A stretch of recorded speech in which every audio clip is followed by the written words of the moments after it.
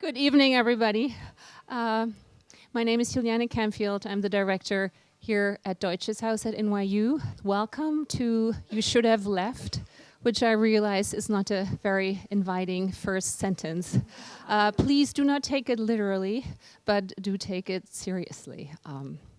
Having said that, it is my great honor to welcome you to a very special event tonight, a conversation between Daniel Kehlmann, Eric Banks and Ross Benjamin, and we'll hear more about them later. Of course, you all know Daniel Kehlmann is the author of You Should Have Left, and Eric Banks is the director of the New York Institute for the Humanities, and Ross Benjamin is the fabulous translator of You Should Have Left. Those of you who arrived early should have, and I hope will have, received a free copy of You Should Have Left. So you'll see sometimes it pays to be early, sometimes it doesn't, but if you were here early today, you have your free copy of You Should Have Left, and you can read it quickly, and it will be scary, and once you listen to the conversation, you'll have a better context. And no spoilers, please, so that the good folks who haven't read it will have a chance to be thoroughly scared. And in that context, I want to thank Brent Bergen, who's here tonight, who is the generous donor of the 25 free copies. Thank you. Thank you so much. We truly appreciate it. And from now on, we want to do this for every single book event, so be ready. Just kidding. I also want to thank the DAAD, the German Academic Exchange Service, for their continued support of our academic programs. Heartfelt thank you to Nina Lemmens and Michael Tomanek. I, of course, want to thank our three distinguished speakers for being here tonight, especially Daniel, who just came back from Germany last night and had to drink a very strong coffee. So sorry for telling this to everybody, but we're delighted you made it, so thank you. Whom else? I want to thank my wonderful colleagues, Sarah, Lisa, Sam, all the other student workers for doing a great job yet another semester. We all work like dogs, so thank you guys. A round of applause, please, for all the good staff here. And just one or two more thank yous. Of course, I want to thank our wonderful colleagues in the German department. A special shout out to Chris Wood and Lindsay O'Connor, with whom we worked very hard the entire year to present a variety of programs, and we cherish the collaboration and the good spirit and the connection with the good friends and neighbors across the street. So let's have another quick round of applause for these guys. Thank you. And I'm also only doing this with the extra applause. We usually never do this. I'm only doing it because it's the end of the year and we're all thankful for something. Thanksgiving is just over, but you know, other holidays are coming. So there are a lot of things we're currently not thankful for, but we're thankful for the good collaboration with some of the people here. Now, whom else to thank? I want to thank you for being here tonight, for coming to our events, for taking language classes at Deutsches Haus at NYU. If you want to read Daniel Kehlmann's Du hättest gehen sollen, and if you don't know what I'm talking about, you really should take a language class here, because that's the original German title of the book. So if you dare, or if you want to feel good, as we say, take a German class, give a German class to your loved ones for the holidays. All right, maybe they won't be your loved ones afterwards, but you can give it a try. Well, in any case, today is December 4th. Why am I saying this? Because as those of you who have read the book, and actually, who has read the novella? Who has read the novella? Okay. Also, okay, so those of you in the know will know that the novella is set in the first week of December, and among those dates is, of course, a December 4th. So it's perfect timing that we're doing this event tonight. It is also perfect timing that we're doing this event tonight, because those of you who have read the book and those of you who will read the book will find out that this book is set in a somewhat fantastical world, and of course our current experience of the world borders on the fantastic as well. We feel we live in a world, or at least I feel I often feel these days as I look into the newspaper or listen to whoever tells me another shocking story is that I live in a world of the absurd, a world full of insanity and paranoia. And I think we can all relate to this. We sort of keep going, and we have wonderful literature to distract us or to point out where the upside down really is located. And having said all that, please silence your cell phones before we continue. And it is now my great, great pleasure to welcome Chris Wood to the podium. Chris Wood is the chair of the German department, who will now give a proper introduction after my demented words. Thank you for coming.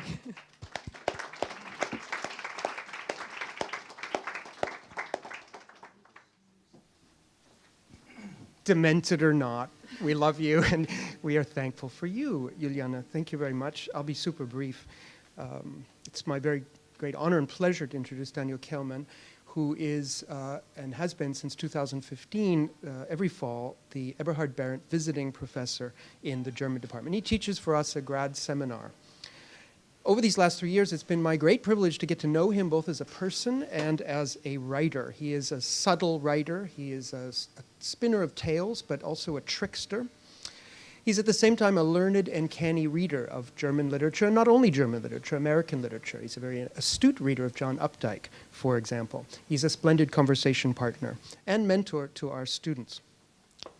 Daniel Kehlmann was born in Munich, but grew up partly in Vienna. He studied philosophy and German literature at the University of Vienna, and that's important because besides NYU, Daniel Kehlmann has also taught and lectured on poetics and literature at the University of Mainz, the University of Wiesbaden, and the University of Göttingen.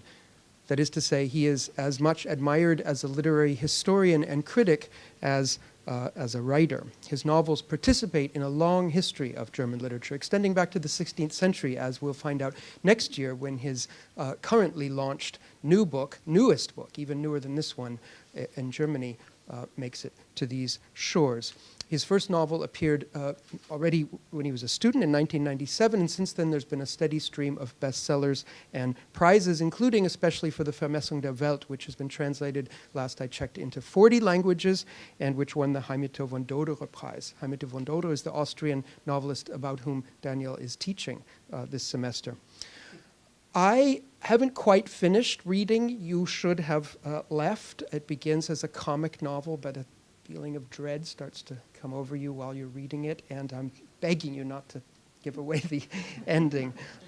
Feeling things might go badly. I'll briefly introduce our other speakers. Ross Benjamin is the critic and translator, prize-winning translator. He won in 2010 the Helen Kurt-Wolff Translation Prize. He is a recipient of a National Endowment for the Arts Literature Fellowship. He has been a Fulbright Scholar and a Guggenheim Fellow. Eric Banks, of course, Juliana already introduced as director of the New York Institute for the Humanities. Eric is also the well-known editor and literary and art critic. You've read him in Book Forum, the New York Times Book Review, and elsewhere. He's also a past president of the National Book Critics Circle. And I think I'm handing things over to you now, Eric, right? Including the mic, please. Yep. Thank you. Thank you. Mm-hmm. Thank you. Thanks very much. And thank you all for coming. It's a real pleasure to be invited to participate in this conversation. I'm asked to do these kinds of things on a fairly frequent basis, and there's sometimes as a moderator that you feel that you have to choreograph the questions that you'll ask, the conversation you anticipate to within an inch of its life. And I've done a couple of these conversations with Daniel now when they've been extremely pleasant, and one of the great things about them is that you realize that the conversation will go in many different directions, and it's always, you don't need to sweat quite so much about making sure that you have the perfect follow-up question.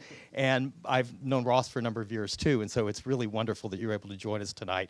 And I'm very eager to talk to you about the process of translating this novel and also, or novella, and also thinking about working, for the first time with Daniel. He's worked exclusively with Carol Janeway in the past, and I want to certainly ask you about that and have a chance to talk to you about it. Sort of connected to that that first thought is the conversation that we had just before we sat down. There were so many interesting things that were said, and one of the first things that sort of came up was the fact that English is the only publishing environment where this is described as a novel. You've written novellas in the past, but can you talk a little bit about sort of thinking about this as a fully realized book? I know you haven't done very many events around discussing this book. Yes, I did very, very few events for this book. I think this is about the third or fourth event I'm doing. All in all, with several languages or publishing environments where it was published.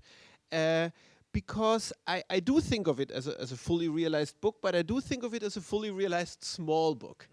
And I thought when I published it last year let me think. Yeah, last year. I thought there was something really beautiful about sometimes just putting out a book and not doing all those things like book tour, interviews, explaining the book and all that. And also, there was another thing. In Germany, especially, readings can go on quite a while. You usually read for 40, 45 minutes, sometimes even longer. And there was a very practical problem here. If I do a 40-minute reading from the book, you have heard half the book.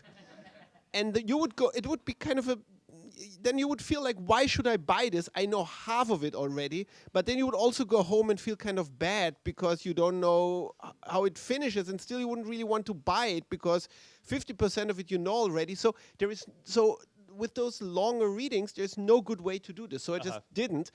And I wrote it as a book. I had a book in mind. I had a little book in mind, but I didn't think of it for a second as a novel. So I think that's important. And I think some decisions have to be left to the publisher. And I was very happy that the American publisher decided to publish this at all, because it is a smaller and short book and not kind of the thing that has any chance of turning into a bestseller. So when they said, we want to publish it, but we want to really call it a novel, I didn't object to it, but I did actually object to it. I said, it isn't quite a novel. And they said, novel is really, a lot of things can be a novel. So it's hard to object to that, but I do not think of it as a novel. And I think it does make a difference with a book whether you think of it as a novel or something else. Well, it's an incredibly fulfilling reading experience, I will say. Is it something that was written fairly quickly? Is it something that, I mean, we were talking about the term that we finally couldn't agree on, but for the thing that you write in one sitting and that someone, I think, consumes in one sitting. Is that a typical sort of writing experience for you? It wasn't written in one sitting, but it was written pretty much in... I'm using that as... Yeah. But metaphorically, that makes... It was written pretty much in a month, a little bit more than a month. So I had thought about this book for quite a while. I had the plan for quite a while. I'd been thinking about it. But I also had been working on, at least for me, rather long novel for about 3.5 years. And I was a bit tired of always working on that long novel, and it also had hit kind of like you always have when you work on novels. You get to spots when it kind of doesn't really move for a while, and I just felt like it was a detour. I felt like, now, why don't I just take a break and write this little scary book that I always wanted to write. Yeah. And I did it in a month, and it was really refreshing. And then I went back to the long book, which I then finished. So it has been published. The long book has been published in. Chris already he alluded to it. It has been published in Germany in October, and Ross is going to translate it, and it will be published over here. Yeah, but I mean, actually taking a break and doing something else, as you all know, sometimes this helps you also with the task you took a break from. You come back and it's going well again. Yeah, that's an interesting thing. I mean, I was just reading Maya Jasanoff's book about Conrad, and it's interesting. He keeps breaking off from writing The Rescue, which took him, I think, 25 years to write. It's a terrible novel. It's like one of the worst novels he ever wrote. And he's like, oh, I'll take a break and write, you know, Youth, or I'll take a break and write, I mean, he just writes one sort of novella after another while ostensibly taking a break from the novel that he's about to finish. I mean, I think there's probably a meta novel in there. And I'm curious as to, you know, that, but it did have something of a refreshing aspect, and it helped you to finish this other very ambitious novel as well. Yeah, because it was so different. It was so different. It's a book that's different in so many ways from the long book, which is a historical novel. And yeah, also it was really fun. That's an important detail.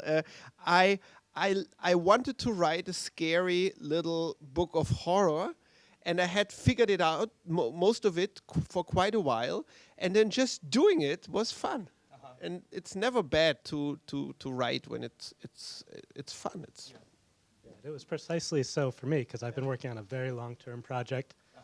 It's gone on and on and on. It's still going on. You can tell us what it is, I hope. Yeah. Not much I can do. That's like basically all that I can do. The rest of it is in progress. But it's Kafka's Diaries. I've been working on it for years, almost, I guess, 4 or 5 years almost. And this came as a welcome relief to be. Funny, you were in a similar situation. Yeah, when this book came, I was just in the, you know, deeply immersed in this other project that I really needed a refresher from. And everything about this project was a breath of fresh air, not only the difference in style and the brevity of it, but also working with Daniel, having a living, breathing, you know, person I could talk to and ask questions to, and so you came out to sort of throw me a life preserver. Well, Yeah. this is, not to get too far off topic, but I mean, I think a lot of translators would probably prefer to translate, I mean, I don't know, I think some would prefer to translate living authors, and some would prefer not to have to deal with living authors. So I don't, you know how obviously that was a good experience, and has been a good experience for you. Yeah, I've only had good experiences with living authors, and Very nicely put. yeah, yeah, they're all still living, so I'll be diplomatic. No, I truly have only had good experiences with authors that I can work with. And I think part of it is that, I think I may have said this before, when you are deeply devoted to an author's work and asking them endless questions about it that show some degree of fascination with their work and intense commitment to their work, most authors like that. You know, most authors, it not only flatters their vanity, but I think it's also, they don't generally get to, you know, they know that they're being boorish if they go on and on about their work in the wrong setting or something. But with a translator, you can get into great depth with an author, and they're not going to complain. And for me, I find it only to be beneficial. Maybe some translators wouldn't necessarily want that much depth, but I like to go, you know, as deep as I can, and I think most authors tend to feel the same way about their own work. They don't necessarily ever really approach it from that angle either. As someone who's written it, they don't necessarily ever start really thinking about, well, why did I write that sentence that way? Why did I write it this way? And when you start asking them about it, it becomes very interesting for them as well to look at their own work from this other angle. So yeah, No one's closer to the language on a sentence by sentence level, and this real, granular level than the translator, I think. And so, I mean, what kinds of conversations do you have just as the beginning of a working process would you have with Daniel? How would you sort of proceed to translate this book? Yeah, I mean, it's on a really granular level. So, in fact, I was looking through our emails for any really juicy anecdotes or anything, but everything is extremely specific. Questions of tone in a given sentence, of, should there be a hint of sarcasm here, or irony, textural questions mostly, just to figure out sort of figurative language or idiom or definitions of words. There's plenty of resources other than the author for that. But questions of really textural stuff about tone and should the reader be cringing here? Is this sentence deliberately cumbersome, or is it meant to be elegant but accidentally cumbersome? Mm-hmm. That's not a question that I asked you, but that comes up actually a lot, in Kafka, for example. Yeah.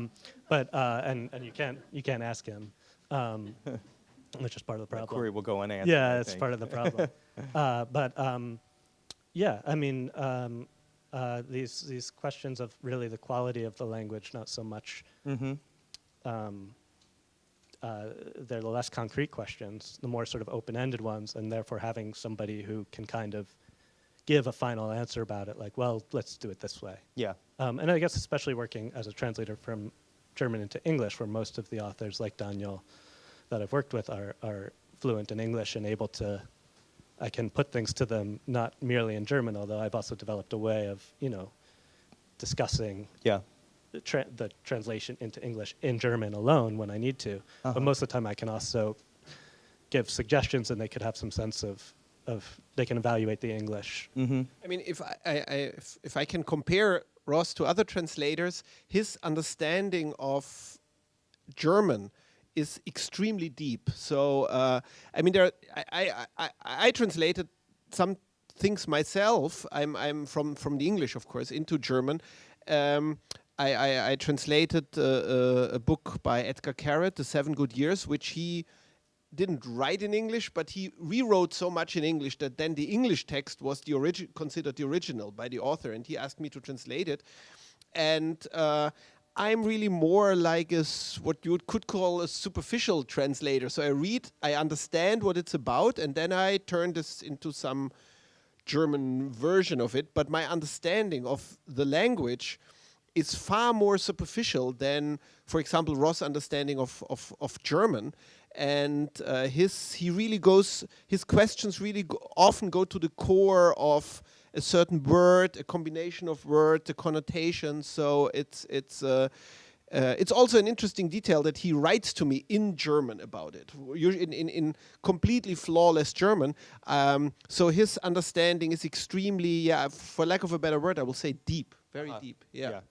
Well, so much of your language, and particularly in this book, but I mean, I think in all your books, is really about a kind of naturalness of conversation. It's the kinds of, arguments that couples have, or the way that you talk to a child, or the way that you have this strange conversation with a sort of deranged townsperson in the local store who's not exactly answering your questions. And so that really immediately shows up. I mean, if that's not translated in a specific way and rendered in a certain kind of way, then the books don't really work the way they're supposed to work. Yeah, that's something that happened to me in the last few years, because I wrote for the theater. Yeah. And I feel it really changed me in some ways as a prose author. So I'm thinking much more in terms of scenes now, and also in terms of fluency. Can you say that? Of dialogue. So so I feel like I have become a different kind of prose writer because of the experience of working in the theater, which kind of I wouldn't say that was the aim of it. The aim of it was also to actually work in the theater, but I really welcomed that influence. Yeah. Well, that's what I thought. This book reminds me very much of a great one-act play. I mean, there's something about the way that basically the universe that it's in. There's something that's slightly claustrophobic, but very intentionally so. The set is extremely important. Perhaps we should say a few words for those who haven't looked at it yet of what's going on in the book. That's probably a good idea at this point. Let's see. Well, why don't you set it up for us, and then I actually want to ask you to read a passage in a bit as well. So it's the whole book is a notebook. So that's what got me started. Is I like that genre of movies, of horror movies called found footage horror movies. where Blair Witch Project. like Blair Witch Project started it. There are many others now, and it has become kind of a cliche in horror movies already. They're very good ones. They're very very unoriginal ones now, a lot of them. But there are very good ones, and the idea is always somebody films what happens to them himself or herself, and then somebody finds the camera, the footage, and then so one of the characters films it all themselves. And I was always thinking, I would love to try a found notebook. So someone is recording things while they're happening. And so and a lot and all the other decisions came from that I thought I would love to try that. So it's a notebook of a professional screenwriter of romantic comedies, and he spends the holidays with his family in a modern designer chalet in somewhere in the mountains, in most probably in the Alps. And he's a lot of the family doesn't get on very well. There are a lot of conflicts between him and his wife. He also feels bothered by the child. He is on a deadline. He actually writes a lot of the romantic comedy he's working on into the notebook, so you actually get a few snippets of the screenplay also, and then very strange things start happening. And it's kind of that maybe that's all we need to say, but that's well, you don't want to give too much of it away, but I think that's and so you've got this sort of not terribly elaborate, but there's an elaborate framing device where you sort of only become eventually aware that what you're reading is this found notebook. He makes reference throughout that basically as long as I can write this down, this will serve as either a record for the person who finds it, that we didn't just fall off a cliff up here, that, you know, something strange happened and I'm trying to record that. And then also a way for him to test his own sanity.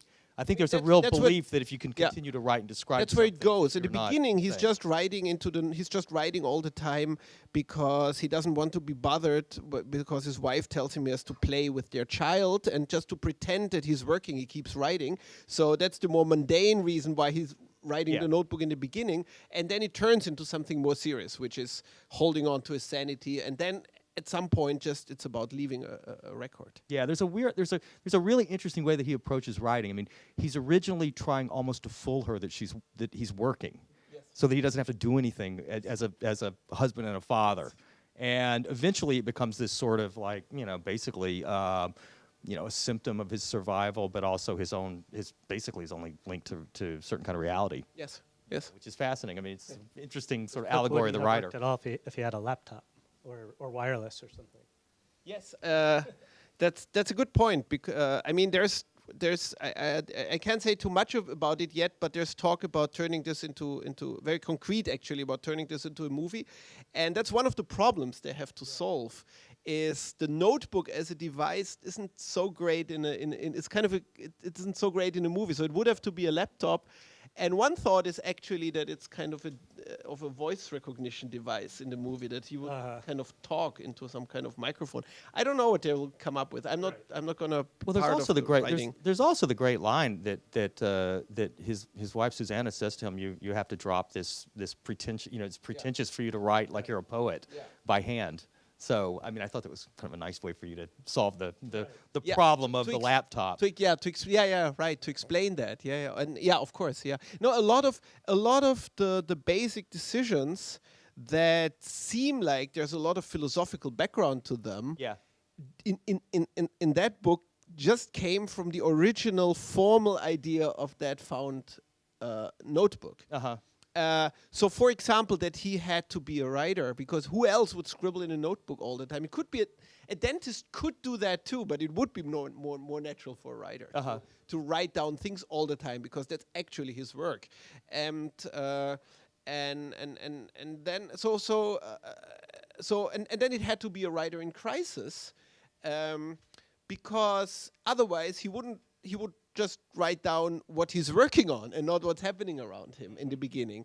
So it's of course kind of an interesting example that a lot of psychological decisions in books can be driven by by formal necessity or by the plot, and not the other way around. Yeah, yeah. I mean, it depends on what kind of book, but it's certainly in a book. It's certainly that case in a book that verges on genre, as in this one, where the plot is quite important. Yeah.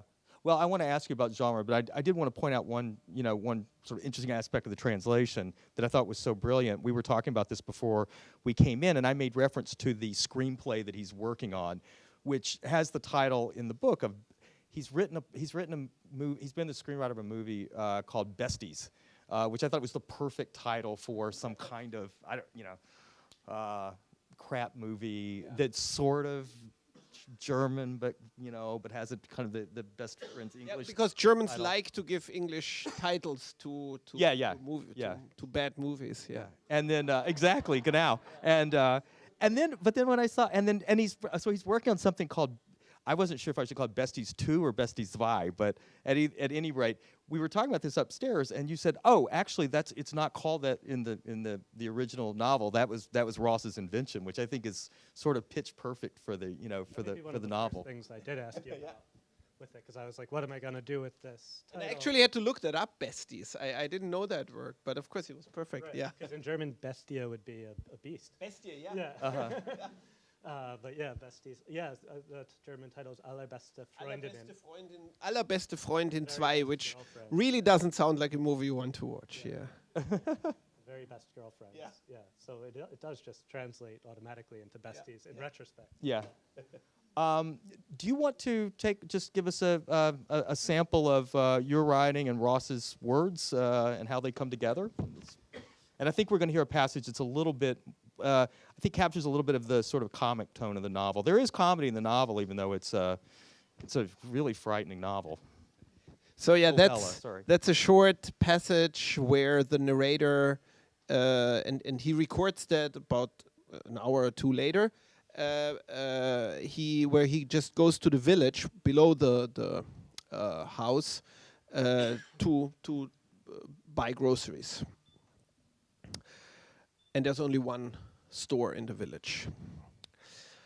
A bell announced me when I entered the store, a small room with a counter and a cash register. After a few seconds, a door opened and a fat man with bags under his eyes shuffled in. His face seemed to be kneaded out of red dough.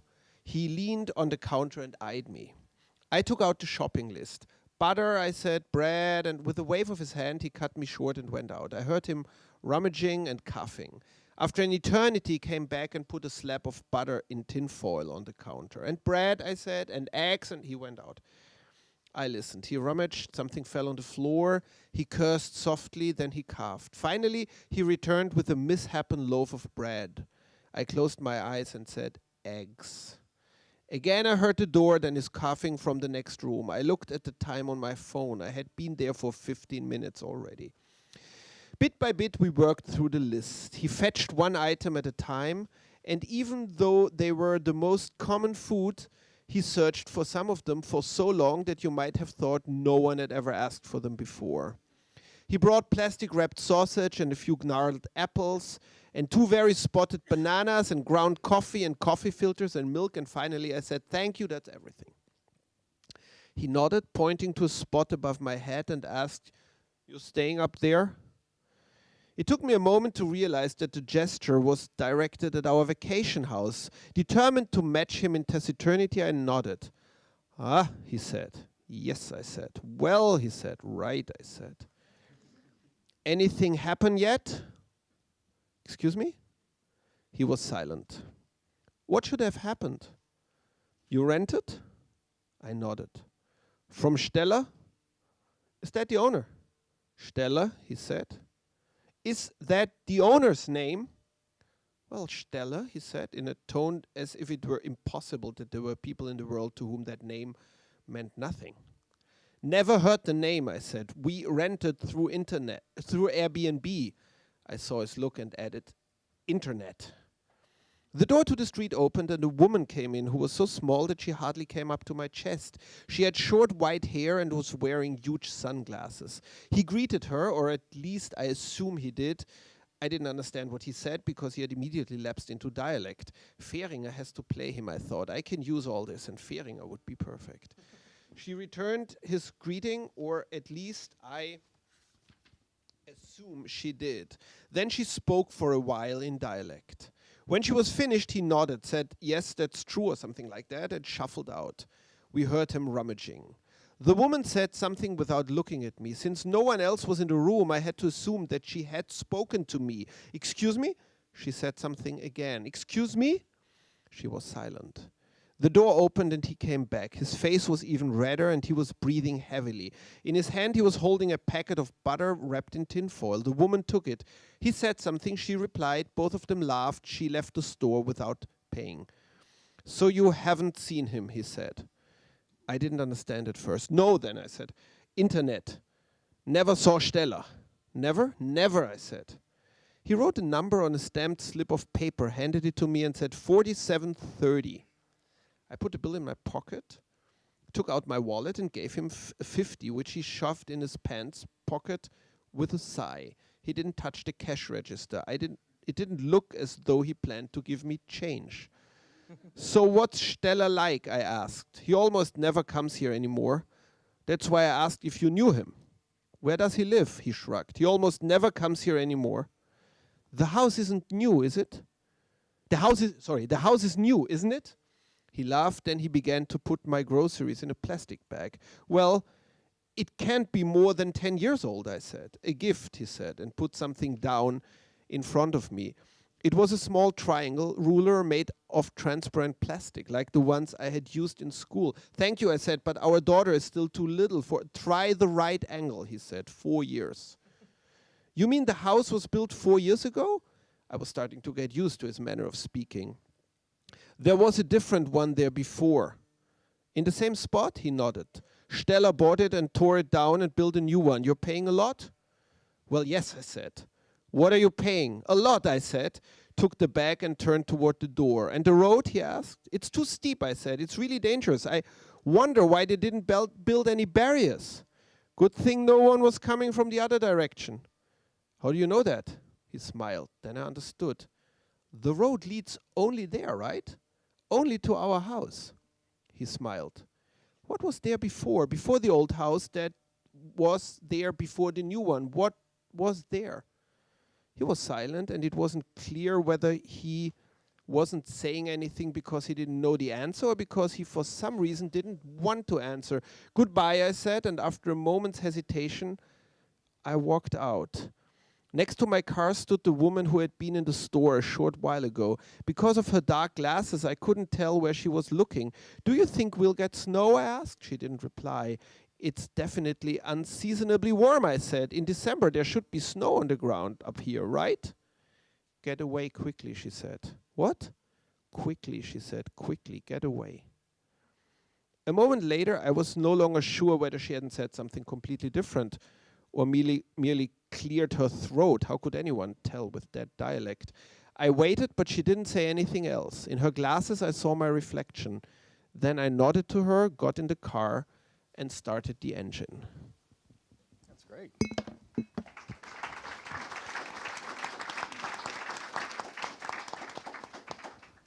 It really nicely sort of hovers between this very scary but very, silly situation and setup. I love that about this book. What I've read in the past about your attraction to horror as a genre and to the Gothic. Do you want to talk a little bit about that? I mean, classic. We're talking Lovecraft and figures like that. Yeah, Lovecraft. I mean, there's not that much I can say about it because we don't really. I mean, I can say about why I like that or why I'm interested in it because we don't decide what we're interested in. We just find out what we're interested in, and there is something in classical horror stories and ghost stories that I really love, and there is, of course, Lovecraft. There is Algernon Blackwood, who wrote for me the perfect horror my wonderful American publisher said to me, please don't say horror, say metaphysical. So and he's right. I mean, it's actually more fitting. So it's a classical metaphysical tale by Algernon Blackwood, The Willows, which is close to perfect.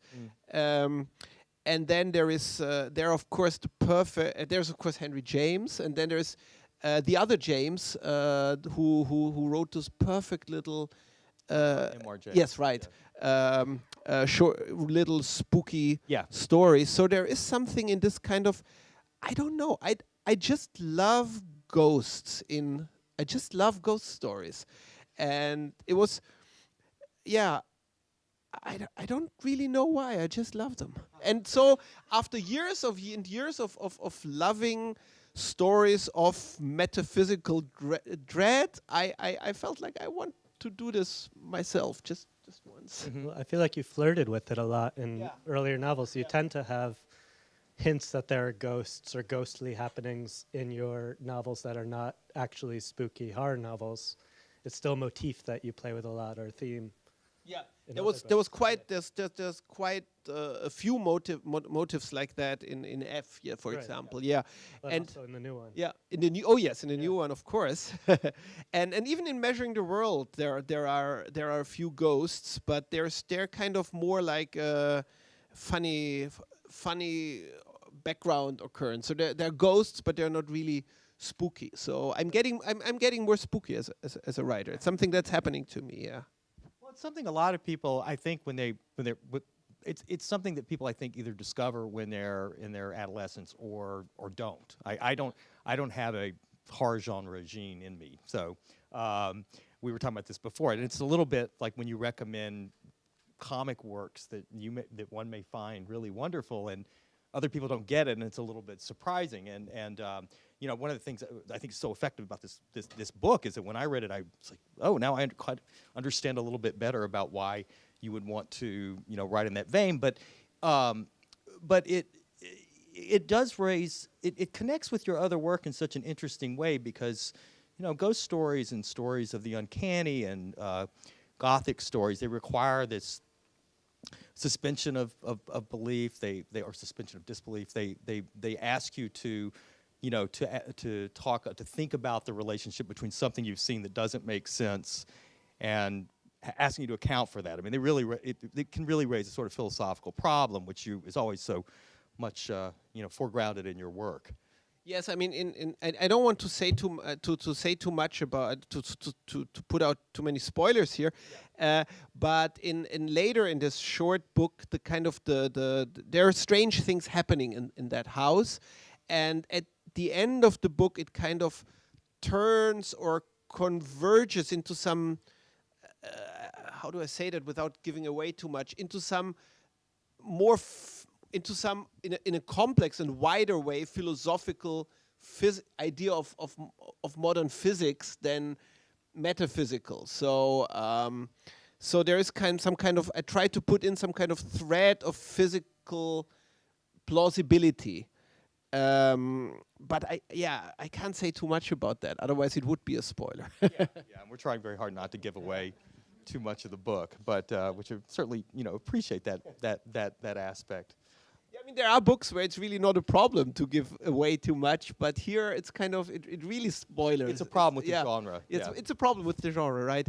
Maybe it's another thing that I would like to mention is, of course, there was another highly technical problem here, which came with the idea of writing about of writing a kind of simulated notebook, because you can do that.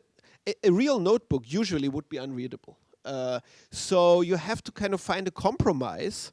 I mean, you can, of course, do a really experimental book that is unreadable and that is really 100% an interesting simulation of a notebook. But I wanted a book that's readable, so I just put in, and we talked about that a lot, I just put in a few notebook-like elements. So in a regular notebook, we wouldn't write in, very few people would do that, to jot down our experiences in really maybe not long, but in complete sentences. We don't really do that. Yeah. So I took this compromise that it's an unrealistic notebook in a way. It is written in complete sentences, and then of course he also never crosses. I toyed with the idea of having him cross out lines and sentences, and then I thought this would just take away too much of the attention from the story, and the story is important here. But the thing I did was, and it's a very simple device, maybe too simple, but that's what I came up with. A lot of sentences just break off. Yeah. So so that's kind of also to give a sense of immediacy. He's breaking it off because he's writing it right now and he's not finishing the sentence. And then of course that was also an interesting in our conversation, because often to make an incomplete sentence, you had to know how the sentence would end. Right. Yeah, which is, again, that's the only thing this book has in common with the Kafka Diaries is that they're both typescripts of notebooks. One, a fictitious notebook that doesn't actually exist anywhere, but even the Kafka notebooks, anything he crossed out does not appear crossed out. It's in typescript. You know, it's rendered in a different way. So it's almost if somebody found this notebook with all the insertions and deletions and created a clean typescript of it, as they did with Kafka's Diaries, this is what you would have. But the sentence is breaking off. Yeah, it's another thing where I can ask you how would the sentence have ended, but where Kafka breaks off a sentence, I just have to guess because you know, because of the different word order in German. I mean, it's the other thing. There's another challenge in just reproducing an incomplete sentence, even when you know what the whole sentence would have been. You still have to decide how much information you're going to give, because the German sentence could give a lot of information before the verb, before even reaching the verb. Whereas in the English sentence, you need to know what the verb is before you can really get to the rest of the information. So the information that's missing in a sentence that breaks off in German is often different than the information that would be missing or provided in English, and you have to figure that out. Yeah. Like I guess the one I'm thinking of, the example I'm thinking of would be a spoiler. Anyway.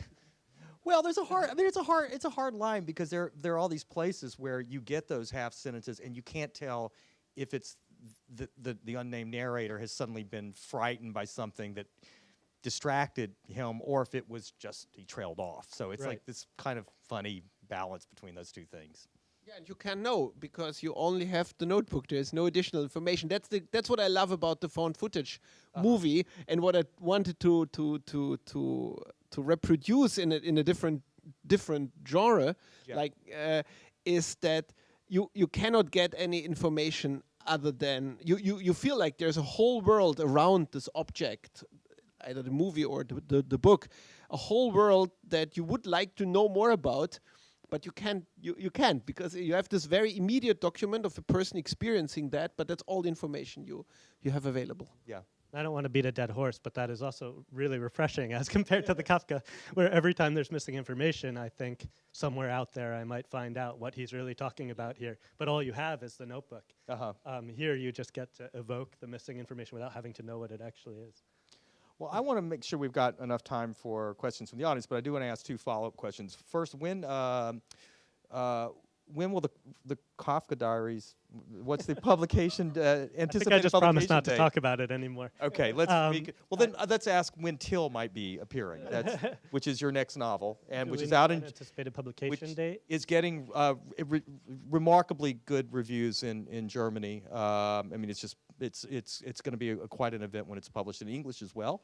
And you might tell us a little bit about that. That the German bestseller list is Daniel Brown, then Dan Kehlmann, or Dan Brown and then Daniel Kehlmann. Currently, that's true. Yeah, it's number 2. Yeah, it's pretty cool. Is there like any? Is there guesstimate as to of the publication? Do we know anything about the publication date? I know when I'm supposed to finish it. I think.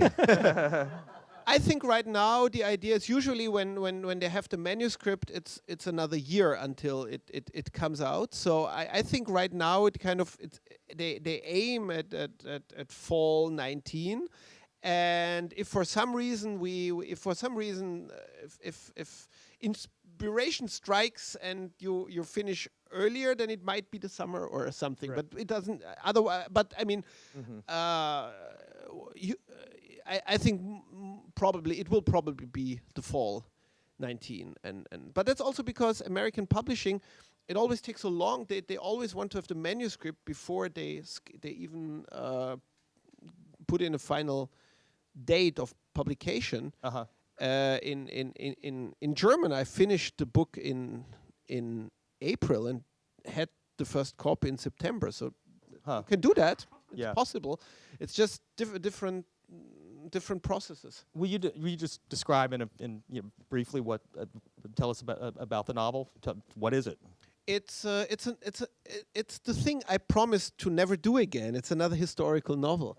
It's a historical novel set in the 17th century, in the 30 Years' War, and it's an ensemble of characters and what happens to them in the most atrocious war ever to happen in that part of Europe. I mean, in terms of statistics, a much larger part of the population was killed than even the Second World War, which is kind of unimaginable, but true. That was the Steven Pinker argument.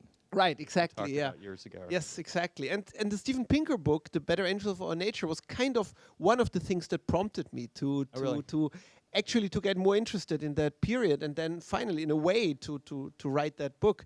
And I also not the central character, but the kind of the character that's a guide for through the different chapters, which are very different in many ways. There's one character that's in all the chapters, and which is a jester, which is the famous kind of archetypical, thank you, German jester character, Till Eulenspiegel, who is originally a medieval character, but I felt like the fool is a flexible character, so I moved him to the 30 Years' War, and he let me do that. I feel like he's really I feel like he's I feel like he's a real person in many. I mean, not my character, but Till as a kind of an archetypical character. So he didn't object to it. He was actually very kind. That's good. Well, until Till, we'll now take see if you have any questions or observations, etc. One question both for Daniel and for Ross, and that is, as you are writing, to what extent do you write, revise, then do some more revisions, and write some more, or is it just a steady stream of writing and later revising? And then for Ross, when you're translating something from German into English, how does that go? Are you just going through sentence by sentence, having read it? Do you then figure out the best way to do it? And I found interesting the comment about translating some of the sentence fragments, because from German to English, it's not always a literal translation by any means, especially the sentence fragments, where you come up with a translation in English that I think has the same effect as it does in German, but it's different words in a different way with, as you said, with the verbs and so on. So maybe I'll start with the revision, the question about writing and revising. I revise a lot, and I think the most enjoyable part of writing is actually rewriting and and revising for me. So the writing the first draft is actually pretty agonizing, and then rewriting and shaping it and turning it into something that works better and better from draft to draft. That's enjoyable. That's wonderful, and it's in many ways it's always the same when I write a novel.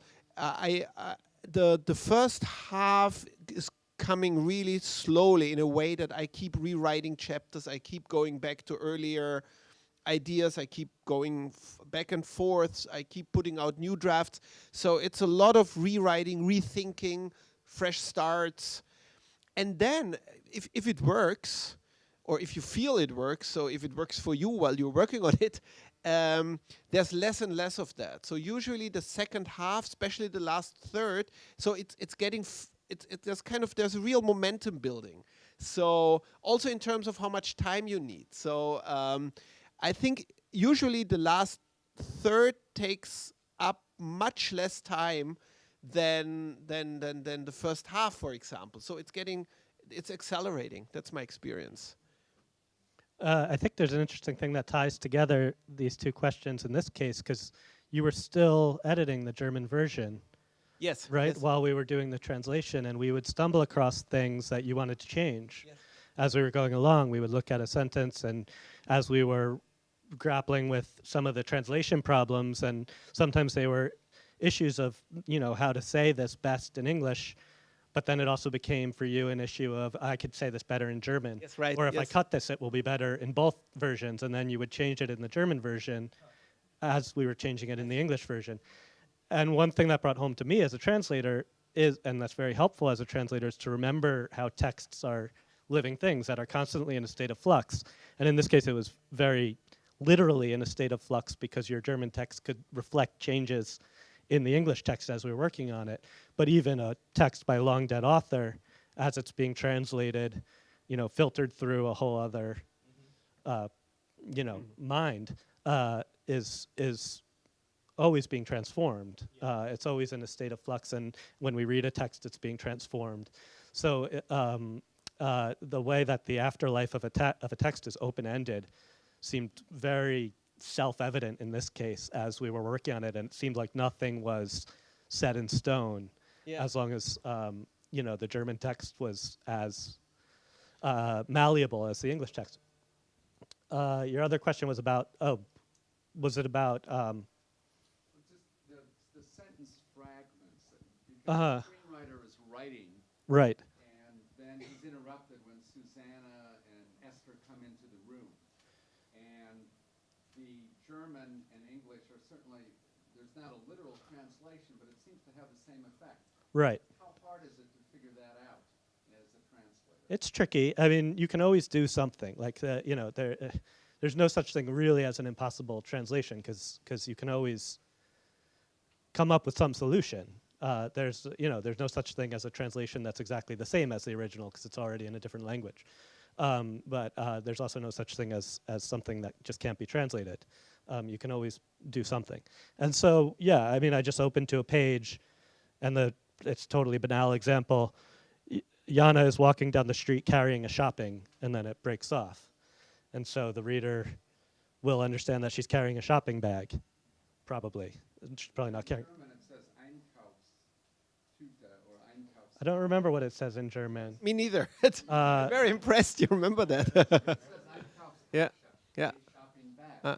but you didn't translate it. Right, because probably the verb is missing in German. Probably carrying Right. isn't Yes, there. yes. So because carrying would be at the end of the German sentence, that's what he cut. So you're giving the same amount of information. You know, my goal, I guess, with most of these fragments in this particular text, and it could be different with other types of fragments, but with these types of fragments was to give a similar amount of information while breaking the sentence in a different place. And Jana geht die Einkaufstasche die Straße, and it ends. oh, I see. So it was entlang or something. Yeah, it would be. Yeah. It would be entlang. Yeah, yeah. Along the But street. I mean, It's the it's. along that I mean, this is yeah. a sentence. This is where the breaking off doesn't mean that anything particularly important happens. It's just it's just a normal, like he stops writing. Yeah, the So point is he- the breaking off. Yeah. So here exactly the point is the breaking off itself. Yeah. Yeah. Right. And I guess the broader implication of the question is that whenever you're translating anything, what you're evaluating is what is the most important thing about this, as far as I can ascertain it. And in this case, the most important thing about this is that it breaks off. Yeah. If there was some other crucial thing in this sentence that didn't have to do with the fact that it breaks off, I would feel that I might feel compelled to reproduce that. If I felt compelled to reproduce the whole word shopping bag because it was somehow critical, I evaluated it as being critical, then I would have to do something else.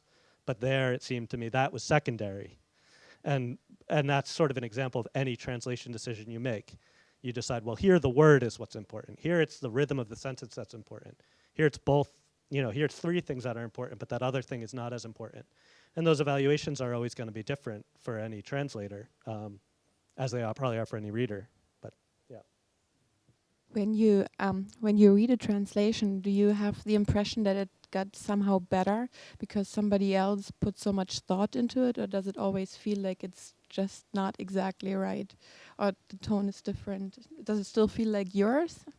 That's a good question. No, it does happen that it feels better. Absolutely, and it's wonderful when that happens. I mean, I certainly had that at one or two points in this book. It's a short book, so but still it happened. I had it I had it often with Carol, my wonderful translator, whom we were sitting here together last event we did together, and who died, and which is she was a very close friend. So it's still a matter of great grief for me. I often had that with her. I also had it, especially in the theater.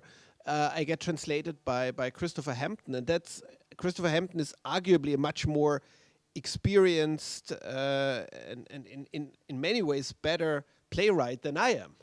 So so in his case, I sometimes just stare at the actors and I think, this is awesome. I wish I could have done that in German. And then I'm thinking like, yeah, and also of course in English. English is it's a great language for dialogue. It has this flow, it has this power, it has this energy. Yeah, but also the truth is, he just came up with something better. So yeah, that absolutely happens, and it's wonderful when that happens. Of course, it's wonderful. I want the book to be as good as possible. I think that's also a big important difference when Ross translates Kafka. It's really important because Kafka is a classical writer, obviously, or he translated Joseph Roth and even Hölderlin, which is kind of the most. That is actually, if you would ask me one really untranslatable book, I would say Hyperion, and he translated that. So he actually proved that everything can be translated. But of course, with Hölderlin, for example, or with Kafka, you as a reader have a right to get the actual information of what Kafka or Hölderlin wrote. So if you have in my opinion, maybe you see that, maybe you have a different opinion about that, but in my opinion, it is actually more important to know what Kafka said in the original than to have a perfectly readable, perfect reader's experience. It can be described as a great weight. Right. But that's different in my case. So if I am so lucky to have a translator who can come up with something better, I'm absolutely happy and grateful. And this is the difference also because between the translation of a new book and the new translation of a classical canonical writer. That's a very general, important difference, I think. We also had one of our only disagreements was about something like that, where I wanted to sort of keep there was some references to German plays. Yeah. Someone's alluding to plays, and there are references to some plays that are well known in Germany and less well known in the English-speaking world. And Daniel made the case, persuaded me of the case, and that's what's in there. Change it. To change it to something that would be familiar to English language audiences. Yeah, I'm trying to remember what it's 2 examples that are yeah, it's like the importance of being earnest, and the Germans were like, see, I don't even remember because gebrochene Krug, Kleist, and the other one. So the example. It's not the broken jug. Yeah. Right. It's not the 2 examples we chose for the translation. It's not 2 things that he couldn't come up with in German. It's 2 comic plays that are also actually performed in Germany. It's just her major. So so it's not like it's not taking something out of context. It's just something where you slightly alter the context to something that the English reader is more familiar with and doesn't feel like because it's not important in that case. It can be important, but in that case it wasn't important. And then we gave her a major in comp lit because it was an example of her university learning. So her major in German literature and drama no longer was relevant. But I think my instincts were coming from doing Kafka, that sort of burden that you spoke about of trying to maintain, to preserve those nuggets of foreignness within something. And here it was still important to me not to make it possible that they were in Vermont or something. Like they had to be in the Alps. No, that's important, and, right. Places where the dialect is mentioned or whatever. Like it would have been possible in a text like this to actually make it not local at all. But I never like to do that. That's No, I agree. That's not what I mean. I just mean the flow of and the quality, the flow, the energy of the language for the reader of seeing something they know she's being snobby or putting down her husband by mentioning these examples, and it doesn't have the same impact on a reader who doesn't recognize the examples. Yeah. Is working with American publishing houses very different than working with the German ones? Somebody once said that Americans tend to edit a lot more and take a lot more liberty with the original writing. No, that's not my experience. But of course, that's also because the experience is different for obvious reasons. Because in Germany, it's the original text, and it's obviously translated. The translation that gets published by the American publishing house. So I think it might be true that they edit more, but they edit more on books written in English. So, I'm not really the best person to speak on that. I very much enjoyed Die Vermessung der Welt, and I'm glad to hear that you've written another historical novel. I'm personally a very big fan of some of the historical novelists in German, Stefan Zweig, Leon Feuchtwanger. I wonder whether you would position yourself in that same vein. They have become, of course, the classics, but I think Die Vermessung der Welt might lead towards a classic, and you've certainly taken a very classical figure now, apparently for your new novel that we as Dutch speakers are familiar with as Tel Eulenspiegel. It's the same figure. Yeah, my historical novel back then, Die Vermessung der Welt, there was really more. That was not a historical novel in the vein of Zweig or Feuchtwanger. It was more like it was actually more influenced by American writers. It was very much influenced by E.L. Doctorow's Ragtime. That was kind of the model of the style of this this kind of faux distanced, ironical throughout style, and in a way, of course, also Pynchon's Mason and Dixon was it's very different as a book, but it's in style. But it was kind of more of a model than Stefan Zweig, for example. Now with Till, it's the same in a way. When it comes to think of it, the biggest model for me, writing about the 30 Years' War, writing about a kind of a dystopian world, but not set in the future, but set in the past, a dystopia in the past. I was thinking often of Cormac McCarthy's masterpiece, Blood Meridian.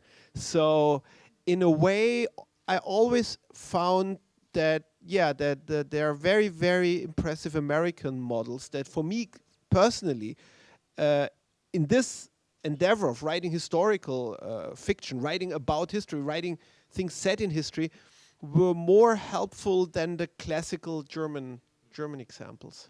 Well, thank you so much. This was great, and thank you for staying and not leaving. Now we will unfortunately have to return to our very own dystopia of daily life. And thanks again, and thank you, Daniel, Eric, and Russ, and thank you, Chris.